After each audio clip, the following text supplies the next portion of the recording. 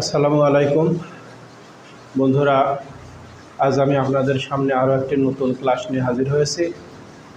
আমার আজকের আলোচ্য বিষয় ক্লাসিফিকেশন অফ সাবঅর্ডিনেট ক্লজ।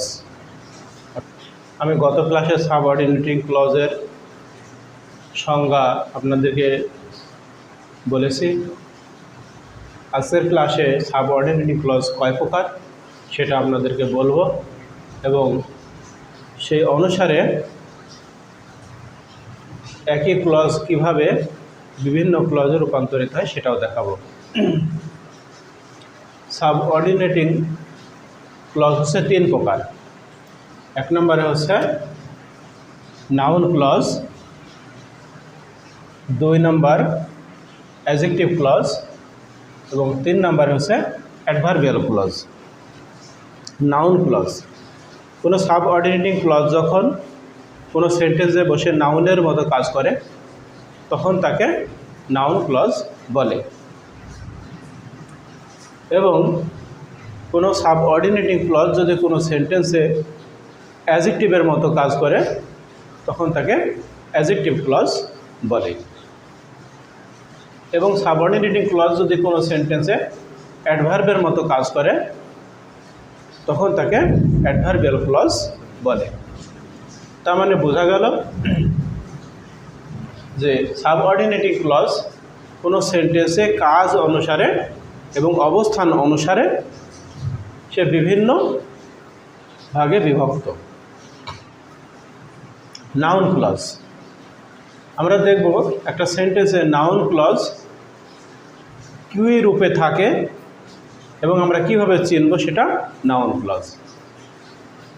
প্রথম সেন্টেন্সে I know where he will go, আমি জানি সে কোথায় যাবে।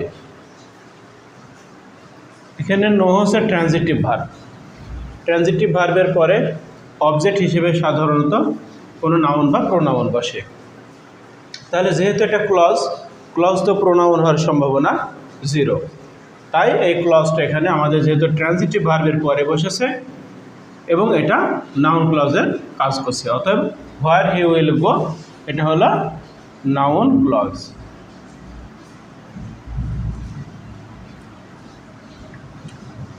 তারপরে আছে I know the place where he will go. এখানেও কিন্তু হোয়ার হি উইল গো একই কথা লেখা আছে, কিন্তু একটা তার পূর্ববর্তী একটা নাউন উল্লেখ আছে, অর্থাৎ অ্যান্টিসিডেন্ট উল্লেখ আছে।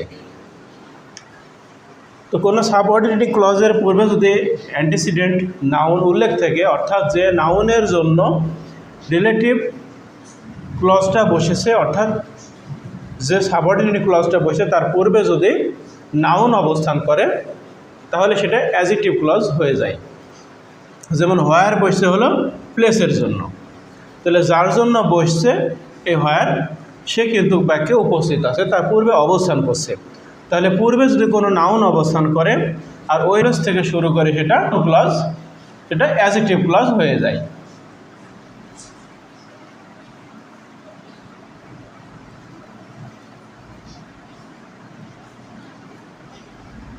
Adjective clause. আবার ওই একই ক্লজ দেখেন পরবর্তীতে আবার কিভাবে অ্যাডভার্বিয়াল ক্লজে রূপান্তরিত হয়। আই উইল গো এটা কিন্তু ইনট্রানজিটিভ ভার্ব, আর ইনট্রানজিটিভ ভার্বের পরে সাধারণত অ্যাডভার্বিয়াল কমপ্লিমেন্ট বসে, কিন্তু এখানে যেহেতু একটা ক্লজ তাহলে আমরা এটাকে অ্যাডভার্বিয়াল ক্লজ বলবো। যেমন আই উইল গো আমি যাব, হোয়ার হি উইল গো সে যেখানে যাবে, অর্থাৎ সে যেখানে যাবে আমি সেখানে যাব।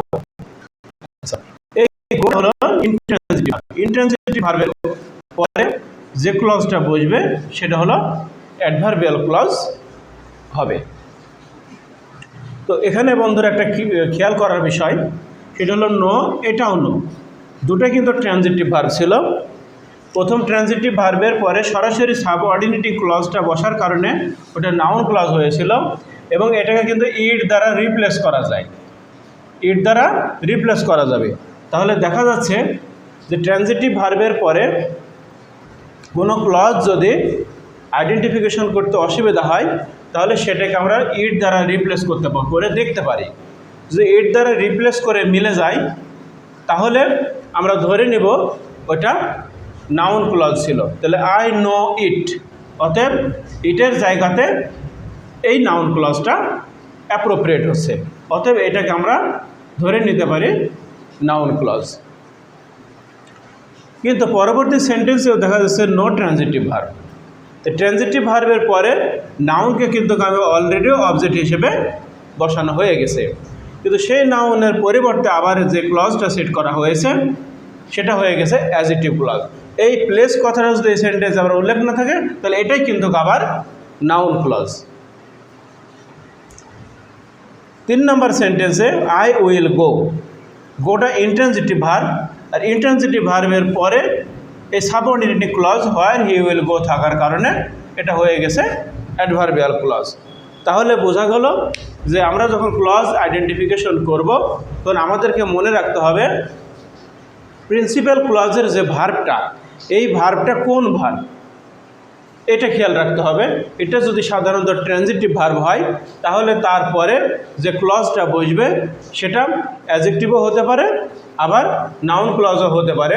অ্যাডজেক্টিভ হবে যদি ওই ক্লজের পূর্বে কোনো নাউন অবস্থান করে, আর নাউন হবে যদি সরাসরি ক্লজটা ট্রানজিটিভ ভার্বের পরে বসে। কিন্তু ওই ভার্বটা যখন ইনট্রানজিটিভ হবে তখন সাবঅর্ডিনেটিং ক্লজ তার পরে বসলে সেটা সাধারণত অ্যাডভার্বিয়াল ক্লজ হয়ে যাবে। ঠিক আছে বন্ধুরা, আজকে এ পর্যন্তই। পরবর্তীতে আবার আপনাদের সামনে আরও একটি নতুন ক্লাস নিয়ে হাজির হব। সে পর্যন্ত আপনারা সুস্থ থাকুন।